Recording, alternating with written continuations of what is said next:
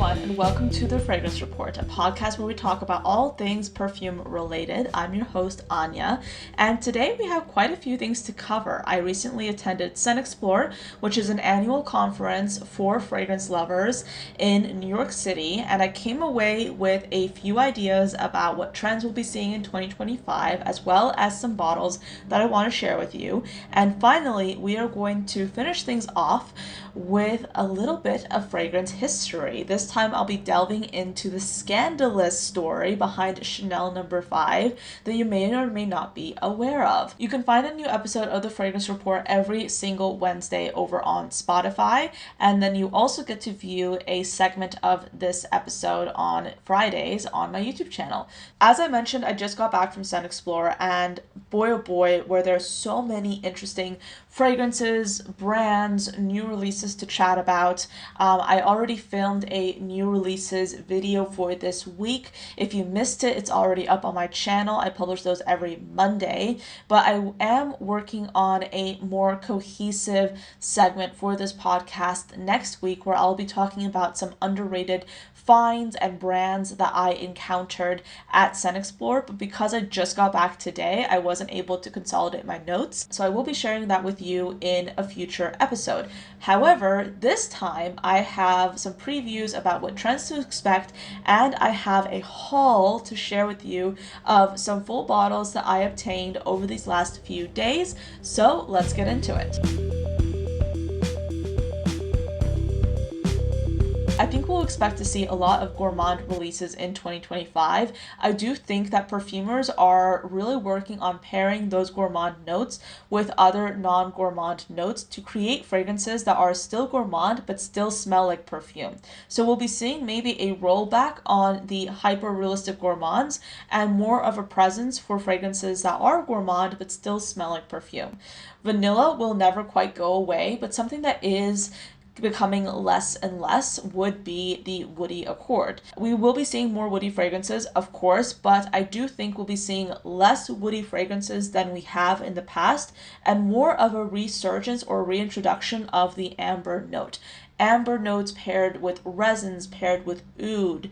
That's what we definitely will be seeing a lot of, especially as I smelled some of the newer releases at ScentXplore. I did come away with 4 new bottles of fragrance, so I'm going to be sharing that with you here now. So first is A Grove by the Sea by Arquiste. Now, Arquiste is one of those brands that I actually was super interested in trying even before the event. They are a really beautiful, innovative fragrance line, and they have quite a few new releases to take note of, including Almond Suede. However, once I tried A Grove by the Sea, which is a beautiful fragrance in a bright green bottle, this was the one that really stole my heart, and I absolutely love this fragrance. It opens up with a really fig green forward set of notes, but then it dries down into this beautiful olive oil kind of type fragrance, which I found utterly fascinating and so decadent and beautiful.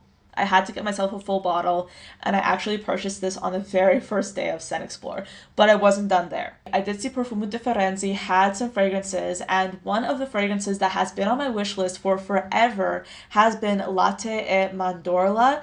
This is a beautiful, soft, spicy almond fragrance. It's kind of like a cold almond perfume. It's very interesting because you can also smell the almond skin. It's one of those musky, like tonic leaning fragrances, but with a twist, and it also has some soft spiciness. So this is one that I had on my wish list for quite some time, and I did score myself a bottle, and it's a beautiful skin adjacent scent. So yeah, Latte e Mandorla by Profumo di Firenze. Next up is Lark's Calda. I was very happy to have the chance to try this fragrance at ScentXplore. It released a few months ago, and I fell in love with it immediately and bought it. This is a beautiful, creamy, cotton candy, strawberry, lychee fragrance. It's stunning. It's very strong. A little bit goes a long way with this one, so you definitely do get a lot of value for what you pay for, but Lark's Calda is such a stunning fragrance. I think it was my favorite that I tried from their entire line. So I will be wearing this perfume and absolutely obsessed with it. And finally, I had the pleasure of being invited to Commodity's store in Soho. So while I was in New York, they reached out and they said they wanted me to try their fragrance line and potentially pick out a fragrance to take home with me.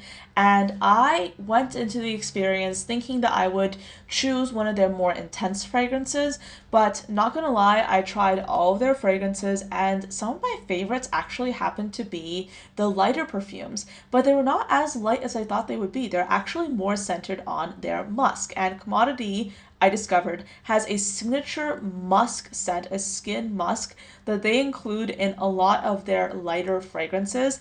And that's something that I really gravitated towards and really fell in love with. One of their fragrances that really stole my heart actually was one of their in-store exclusives. They have an in-store exclusives line that's only available in their Soho location. And this line is based off of their archives, but reimagined, reformulated versions of those archives.